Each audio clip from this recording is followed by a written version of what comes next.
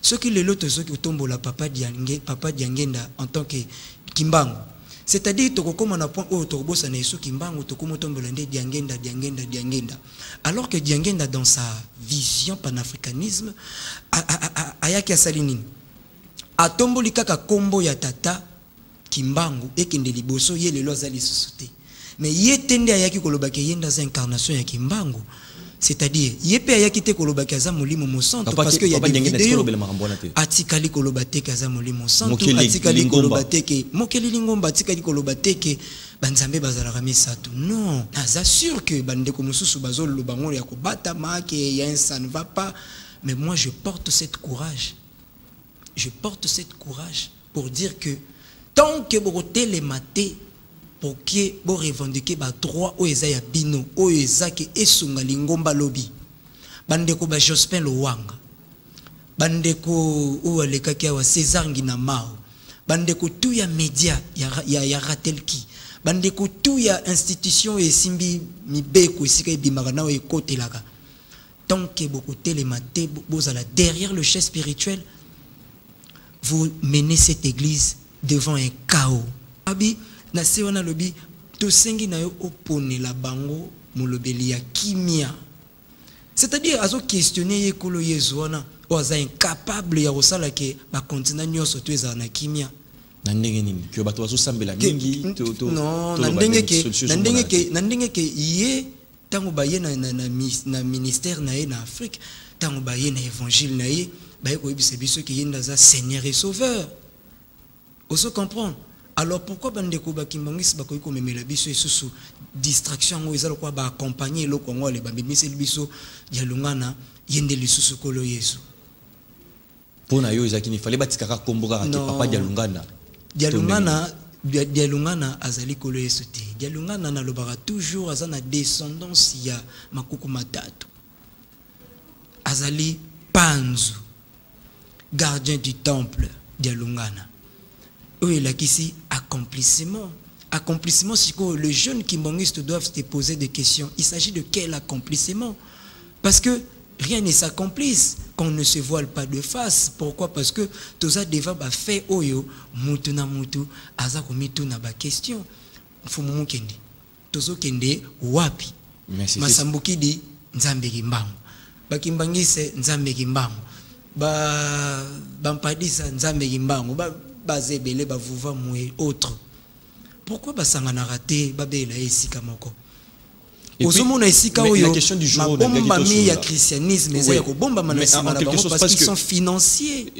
La lignité est comme une répétition parce que c'est comme si on n'évolue pas. Ce qu'il faut dire apparemment des choses tourner un peu à rond. Bon, Likambu, Yakimbangu. Papa Chilomba Cheye. Bon, Boy c'est mis au 100 ans.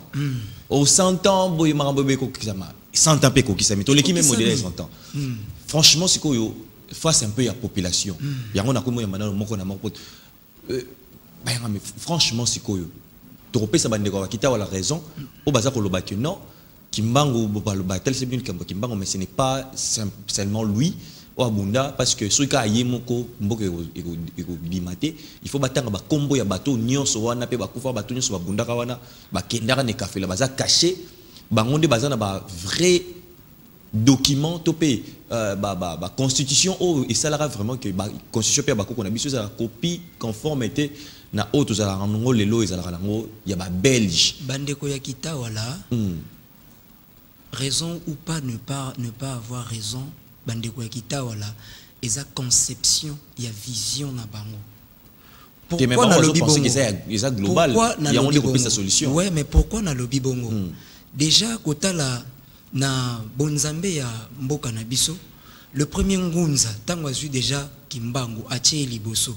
Na sima mikolo na yoka ki batu musu baleli bacha pe dati ya kingandi na kotanga na ba kombote pour ne pas éviter des comparaisons. C'est-à-dire bandeko ya kitawala tant na lobi keza conception na bango eza na figure nini. Lelo yonga ici na leka ipa na yo na loba na batu keno tango batombola kaka ndeko Emery Patrice Lumumba moko ya ancêtre na ngai ya makasi ya Afrika babosa na polo na okito. Vous comprenez? Babosa na bango mibale. Pourquoi? Parce que divinité ya batinda miwana misato muto yebi yango za mvuluzi kimbangu muto yebi yango na répéter za mvuluzi kimbangu siko mvuluzi kimbangu bakoyi kozwaka na comparaison te ke ye kaka te bokoko tcha liboso fo botanga bato mosusu na sima moi je crois bien pour que tu évoluer to se voiler ba bilongité pour que tu évoluer na mboka oyo na esika o déjà batie mfumu kimbangu na esika na ye epa ya le premier ngunza ya Congo etikali na biso ko reconnaître ba ancêtre na biso eloko ka to tika nango ya kosala yango wana elingi koloba mvuluzi kimbangu na esika batie ezali ya bakimbangiste te ezali ya bampadisa te ezali ya bavuvamuste te ezali ya bamasambukidi te ezali ya Congo lobi nde ife koma ya Afrika mobimba po Congo nde aza gâchette. Vous comprenez? Tango bakosala cérémonie ya ko reconnaître, c'est-à-dire bâti journée africaine de commémoration des ancêtres kimbangu d'abord. Vous comprenez? Po kimbangu ndazali pont oyo ya biso na ba wei biso na bakoko na biso. Comparaison eza isusuté ya koluka kotia baluka batanga banani o bazalaki na sinote ndeko moko na yoka ki aleki alobi kimbangu oyo to sotayela ya liputa ye kutute kimbangu oyo kutu soki pena ni ye kutute po soki to lo babilongi ya kimbangu ndeko mokendi il faut to bimisa cette figure oyo ezana nous reconnu ya kimbangu après ana bilongi 7 bandeko bakimbangisi bazana secret wana na lobby osiko eza ba bazana secret wana il y a 7 bilongi 7 bilongi azana elongi akendai ko bimisa roi belge roi belge na boloko ya se ya mai epai ya ba allemand oso comprendre azana figure wana kimbango azana figure o bakangela ki na ekafela azana elongi o bakangela ki na Kisangani azana elongi bakangela ki na Yanjali azana elongi bakangela na Lubumbashi azana elongi bakangela par-ci par-là azana elongi bimana ngona mai na ebale oyo na Lutendele azana elongi ya chaki likolo na libanga ya Lutendele azana bilongi ebele. Alors tout ça fait partie ya mystère ya bonzambe ya kimbangu. Oso comprendre? C'est pas que mutu ifo ya awa alo banabiso elongi yango te. Alors mutu ko ikotuna elongi ya kimbangu ifo to mona yango ndeni. Fumu mukendi. Soki natangi Natali elongi ya kulutu Spage Aurore. Soki natangi Natali elongi ya kulutu Junior Matete. Natali elongi ya kulutu Kutuma Kazaya. Natali elongi ya kulutu Papa Bankaka nazomona mbala moko elongi ya kimbangu. Pourquoi? Parce que tant nazomona mukendi nazomona elongi ya kimbangu azali image ya nzambe enzambe ezana ni kimbangu. Vous comprenez? Donc c'est pas que tout luka elongi oyo tocha elongi oyo nde yango te wana. Je crois bien que entre guillemets toko kotisa distraction ya makasi entre bangunza na ba chercheur au bazole kaka awa. Mais il y a une question que je vais te poser. Est-ce que le fait que Papa Kiangani, parce que awa ils qui est un peu au-delà, il y a cause à la membre, il y a église et qui est un peu libanda, parce que ça ba question même ba kongomani to peut mingi to zoka pour ba comme na point vraiment ba comprendre ma solo yango. Le fait que Papa Kiangani lo baraka za nzambe, c'est parce que za descendant ya nzambe. Comment répondre un peu plus vite. Yambona répondre les kambo ya Papa Kiangani. Koko nzinga azomona makambo otuni ya Papa Kiangani. Bakoko bazali ba guerrier ya Afilika. Papa Kiangani azali nzambe ya bakimbangiste jusqu'à preuve de contraire. Jusque là azali nzambe ya bakimbangiste. Lingomba na ye ekangami na lingomba tobengi bima. Na mupanzi na ye azali na ndako oyo ya ba minganga tobengi hôpital ya cinquantenaire. Na mupanzi na ye boyo azali na lopango ya monene oyo seli mabele ya ba teke umbo etekami okukuta ba mangombe ze bele na kati wana bandeko na ngai baluba kati baluba nyoso tu bazana kati kuna basali ba mangomba na bango. Na kati ya ba mangombo eza mipanzi wana soko yeko yebisa bango ke Papa Kiangani azali nzambe na ansir banda le loti lobi boko yoka na te boko zwa compromis malamu ba voisin kaka sans pour autant ko compter ko banda na ipak tio ke koma na avenue Victoire wana nazo pesa exemple clair oyo ezali net ndeko moko mpe ya kimbangiste oyo ya kimbangiste ya 26 to ya kimbangiste ya 3 akoki koporter contradiction na likambo oyo nazo répondre bandeko mpe ya 26 bayebi ke papa kiangani nzambe bango bayebi ke papa kiangani non bandeko ya 26 bayebi papa kiangani na bandeko tu batikali bango tunde baza banzambe mais bandeko ya 3 égale ya 1 bango nde bayebi ke papa kiangani yende nzambe molimo santo yango na lobi azage nzambe ya bakimbangiste oyo nakoki koboya yango te. C'est-à-dire, alors, une question parce que je pose à Kiwana. Kimbangu. Vous êtes membre. Tant que vous avez Nzambe, tant que vous avez Nzambe, il y a Kimbangu. C'est-à-dire que pour la banque, vous avez dit que Yende Moutou à Salagnon. Yende Mobikisi. Yende Moutou pe à Salagnon. Yende Moutarobik Samukili Lobby. Yende, pour la banque. Yende Moutarosala Makambulobi. Vous comprendre. Alors que ils oublient une chose. La vie, c'est une course de relais. Là où, dans les enjeux des ancêtres et les enjeux de Voulouz et Kimbangu, il n'y a pas un gagnant. Il n'y a pas un gagnant, il n'y a pas quelqu'un qui viendra pour nous dire que c'est lui le sauveur de l'humanité et l'humanité tout entière passera par lui pour voir l'éternel. Non, parce que la vie, c'est une course de relais. Parce que, au moment où la vie, ce qui moutou, alongoli qui fanatisme te, akokuma na vision te, d'abord la vision panafricanisme, où ezali couvert na divinité ancestrale, akokuma na ngote. Biso toza bana oyo tozalaki oyo fumu diangenda monaka na vallée wana ya ba jeune ya 4 août oyo bazalaki bana oyo bakoya koloba bosolo liboso ezali ba biso oyo tozali rempli de cette sagesse oyo on ne craint rien pour que toloba na moto que non mukendi osali mabe ozotambola malamu te na ndenge longo bani ozo comprendre fumu mukendi, c'est-à-dire na continent africain biso tozali il faut tous la remplir de joie kota la que tozali na oyo azali socle na biso azali ebandeli pesuka, c'est-à-dire Voulouz Kimbangu. Ce n'est pas que les loto ya rochana no papa kiangani, ce que toche papa kiangani liboso, je crois bien pour essayer un peu de réveiller la conscience de certains dans cette église kimbangiste. Bango mo ba mituna ba question. Nani nde mkonzi lelo na kati ya église kimbangiste? Ezali Kimbangu to ezali Simo Kimbangu kiangani. Je crois bien bakoya ko yebisa bino e ozala yende kati na ye Simo Kimbangu kiangani nde mulimo mosantu yende incarnation ya Kimbangu. Non, c'est faux et archi faux.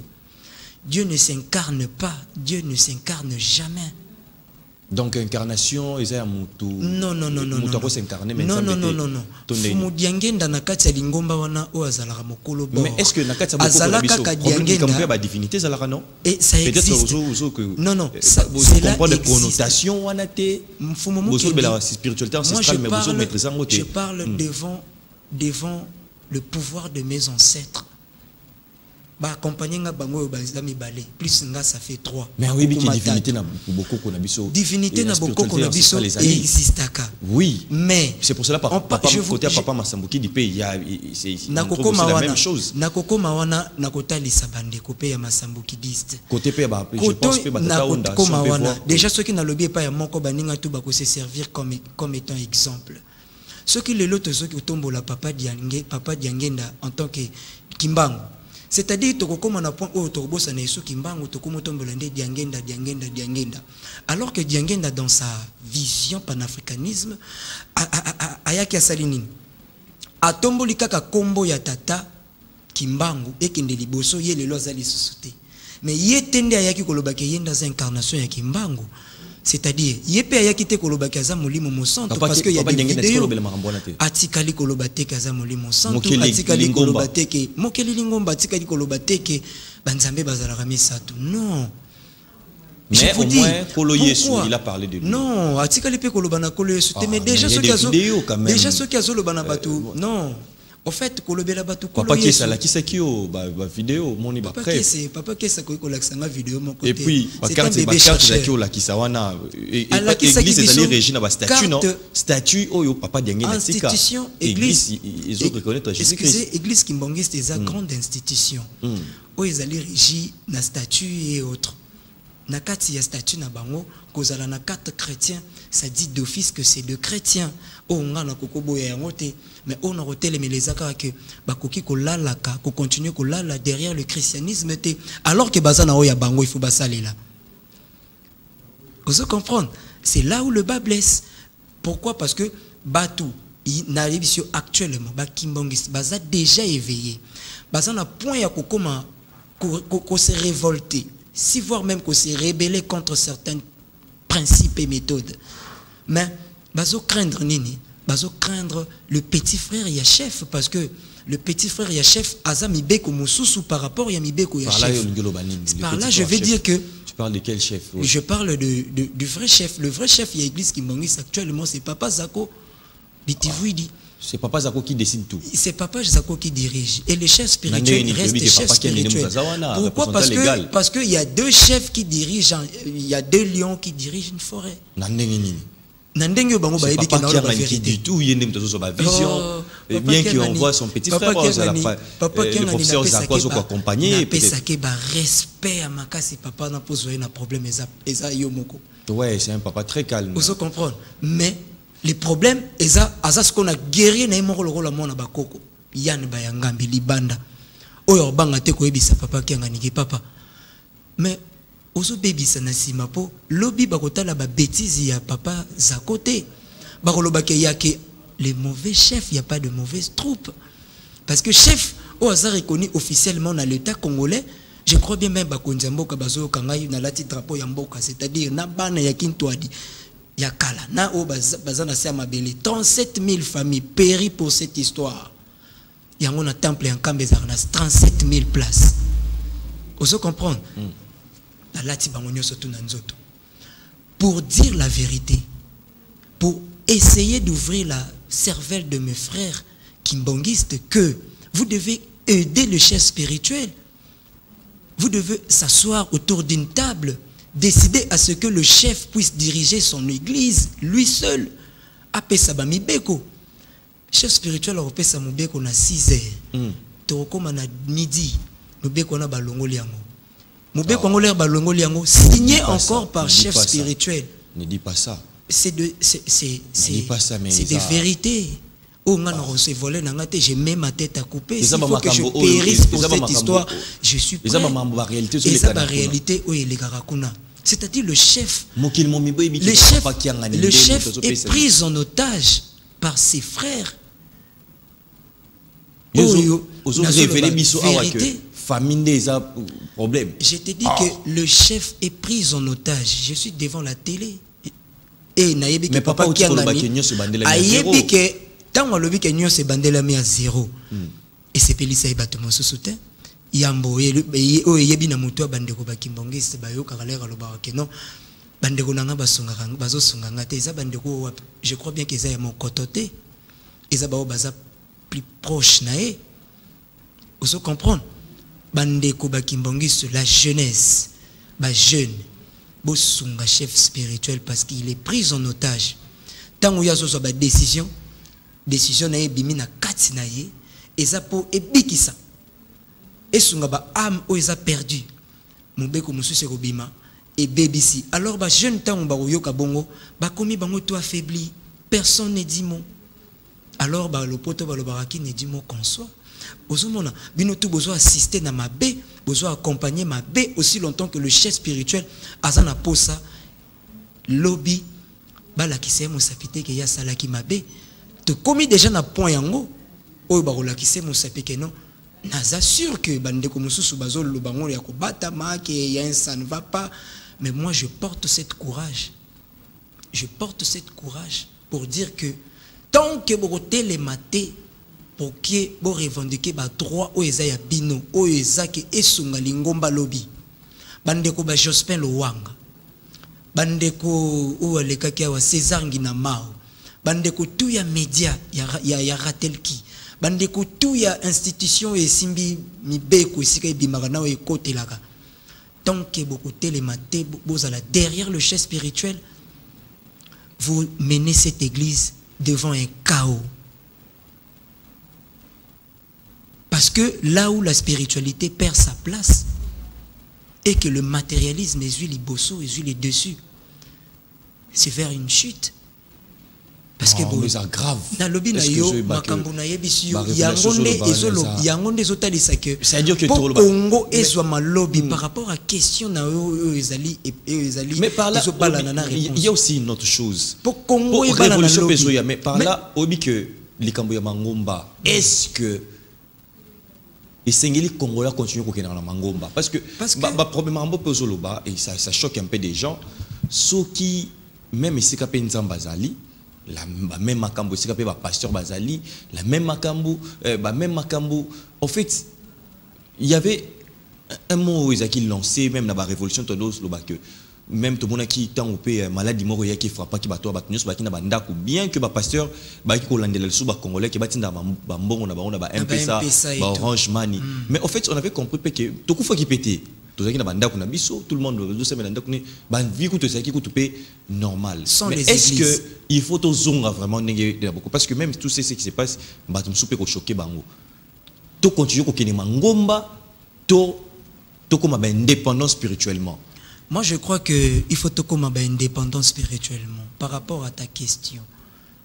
Parce que moi, je ne vis pas derrière une église. Parce que je préfère être spirituel que être religieux. Dans une religion.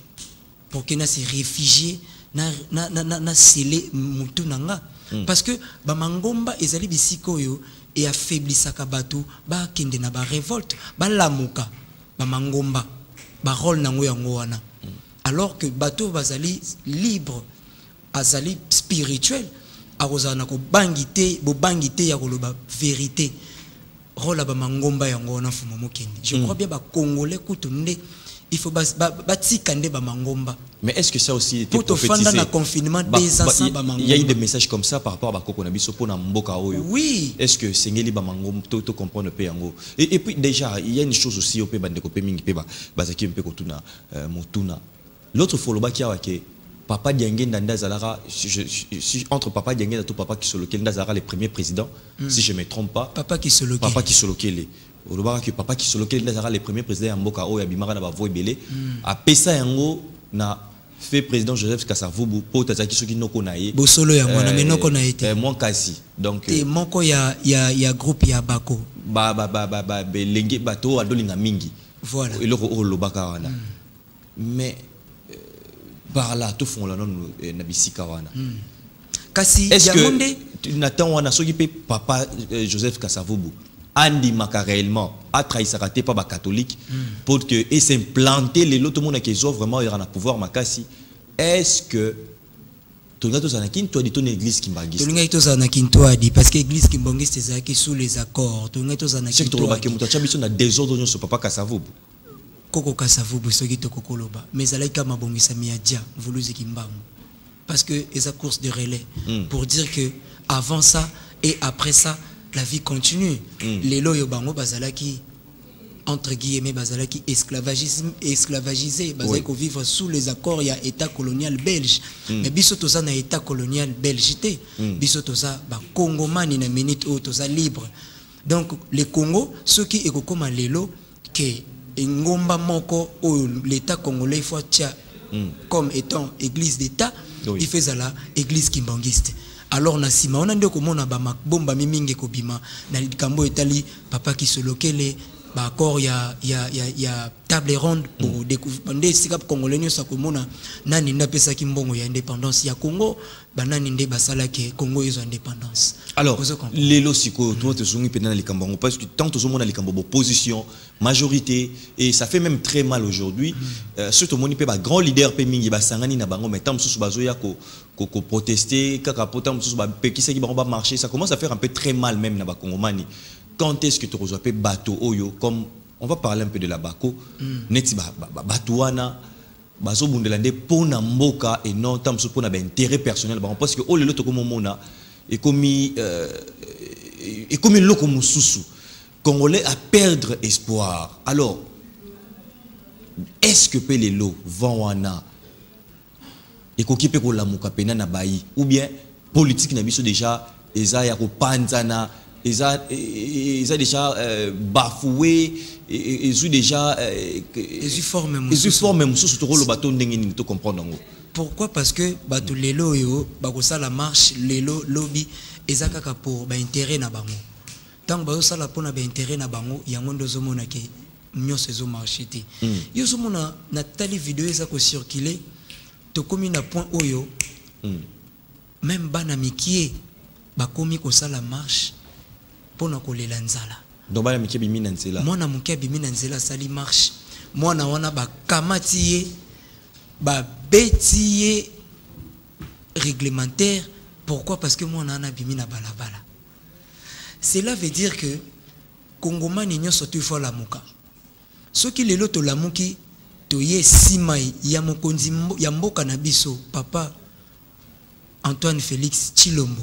Nalikanisi moko. Pourquoi? Parce que moi je crois pas que lelo soki opposition au bateau lelo IDPS c'est sous une opposition te bandeko Moïse Katumbe ndeko Yalamuka bango tu wana bakomi lelo ko sala politique oyo ya ko sala ndenge ezalaki na époque ya IDPS ko bimana balabala balobaki le peuple d'abord bango pe babimi balobi bazongisa idéologie wana pona ko tambola et ko memela biso kaka pasi lisusu ezalo kwa tozali ko baluka ko rond point oyo ndeko Kofi Olomide yemba na kala toza ko rond point parce que surtout bito la quelque part mais bakona katiote pardon pour tout côté le mot besoin nuance moko très bien tout monde que bango ba kita musko bunda comme on a que force oyo mususu imposer les biso ba konlon marambo ba imposer les biso ba insister sur to linyango lisusu te ozomona mais aujourd'hui bazobo mabiso ba mobondo car pembeni awa et comme côté déjà Congo central na est kuna na bagoma na bakivu n'en parlons même pas des années est-ce que pays babitubo tout le monde a vraiment que tout le monde a pas grand leader wana pourquoi ne pas marcher pour na pe babilo kwa bongo pour que tant sous bateau bazapi na pouvoir en place ba ko kampe ko chaper na ba force ba ko pousser bango ba agir pour te makambo bato ba liwa et ko kufa esi na mboka mais pourquoi kana babilo ko moko boye o isa peut-être ça kokoma même pas na niveau ya passe ya population. Moi je crois que s'il faut répondre à cette question il faut toujours garder la marge ya spiritualité na kati ya makambo yango. Pourquoi? Parce que le Congo c'est un pays sacré. Tant à chaque fois tozozala autour il y a bain du sang, autour il y a bain du sang et lingola kisake la partie spirituelle de ce pays a un plaie où il faut tout soigner yango. Et la plaie en question, oyo et umeli ezo kotanga makila na nzoto ya mama Congo ezali lisanga bolingo oto bebisa. Pourquoi? Parce que biso tout to vivre derrière système impérialiste, système oyo mundele ya tinkela biso. Pourquoi? Lelo bango bako marcher batu bako ya na simana bango et il y aura de sacrifier pour cette histoire ya marche. Fimbe ko betama gaz lacrymogène ko boakama batu bako zoka batu bako tangisa makila lobi bazongi bandako na bango mais et après ozomona te que tozo baloka esika moko lobi ndeko Katumbi supposons akomi mokonza mboka oyo to lamuka azu pouvoir ya mboka oyo akomi likolo nango akomi kokonza. Vous pensez qu'il y aura pas bato mosusu bakobima na sima pona koloba ke non yé pas ko tambosa malamu te yé pe to lembi yé pe boye pendant peut-être 2 ans ou 3 ans après mais to lingi te to balukaka wana to lingi to créer système. Il faut créer un système oyo ko tambusa Congo sans kotaler le système oyo batikela bango. Donc le système en place c'est ça système oyo mokonzi mboka zotambulisa biso mokonzi Félix Antoine Tshisekedi. Et ça système oyo mundele atikela biso et ça système électoral il faut to kende na élection pour que to bimto élire mokonzi moko bwa kotambusa biso oyo population ekolinga alors que na Congo biso to tambusaka roi mutatambusaka Congo mokonzi roi. Oso comprendre c'est-à-dire il faut to zonga ndena esika na biso pona ko zonga esika yango alors bandeko ya lamuka bandeko nani tata na biso azaki gouverneur ba Denis Esanga bango tu ba Moïse Katumbe babosana teke bazalaki bango tu na accord ya Genève esika bakendai ko sangana. Rien ne leur manque ya kozwa audience ya suka ya kofanda na mokonzi ya mboka pour que baluka ko sokola makila oza kotanga na kati ya mitema ya ba Congolais. Pourquoi Pourquoi? Parce que kolongwa na système on a ceux qui ba fandi ba bengi ba koko et que ba reconnaître journée africaine de commémoration des ancêtres o ba koko na biso ndeki mbangu batie liboso akopesa bango système ya kotambwisa Congo oyo to kolongwa na ba système ozomona bitumba na est bitumba na nord ya Congo. Non, tokolongwa na ba système wana. Oui. Tant que toko vivre na système oyo, il y a l'impression que cette réponse mérite mieux d'être recadrée dans son côté spirituel parce que il y a le lait oyo et tangi makila mingi. Pota wana il faut bamba yango. Ezali ko renouer ba lien entre nous et nos ancêtres.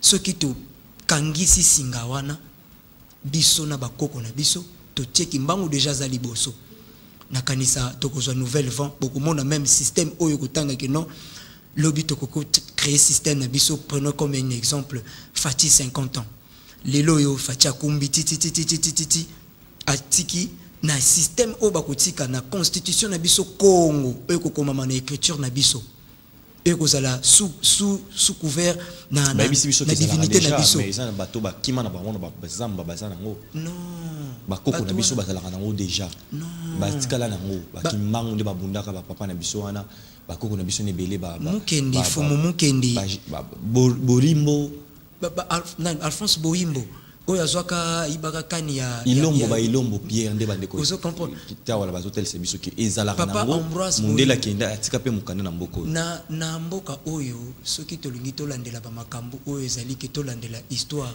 okoke mona ba histoire mingi ezalaka nango falsifié et voir même l'histoire ya Simon Kimbangu, je dis bien Simon Kimbangu eza falsifié. Au bon combien de fois histoire ya Congo tozana posa ya wana te ya liambo ezaka to se réconcilier entre nous et nos ancêtres et il y aura plus de débat entre politique na bato bazokumba Congo na ba opposant. Matondo 30 secondes Matondo pour répondre à l'invitation na biso. Merci. Et to comme vraiment na suka bande ko ba kombel biso mingi batala da kotanga peu moi quelques messages plus rapidement. Mbote ndeko mukendi au parleur tout à l'heure bino mingi tozana Congo central na mata di grand merci Nabino bande coupé il y a un message un peu mingi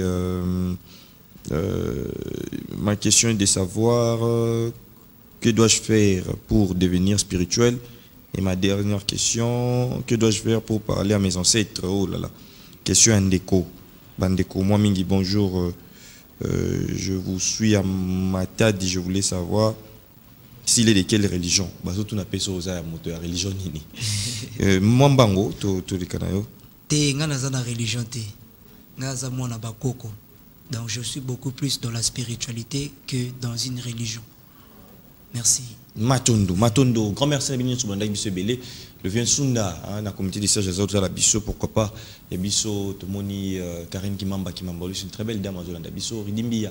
Chef-d'œuvre de beauté, Azota la Biso depuis Canada, Bazo remarqué ma présence dans Bango Maman Nanosoki, Azolanda Biso, sans oublier, Yaya Nzongo, Pelisa Moto, Yaya Baleki, Azota la Biso Belé, tout PCP va beauté, pourquoi pas na grand monde Maman Bibi chez Ounou, Bignon Soubolanda Biso Belé, na Brazzaville, Papa Nzinga, Bandeko Biso Baza et Belé par pied dans le monde, Mikobo et Topé sur Bambote Belé, et puis la grande famille, le Mgeles Bazakiwana, la place Bazakiwana, Bolanda Biso tous les jours, tout le coup, Nation Mokoloya.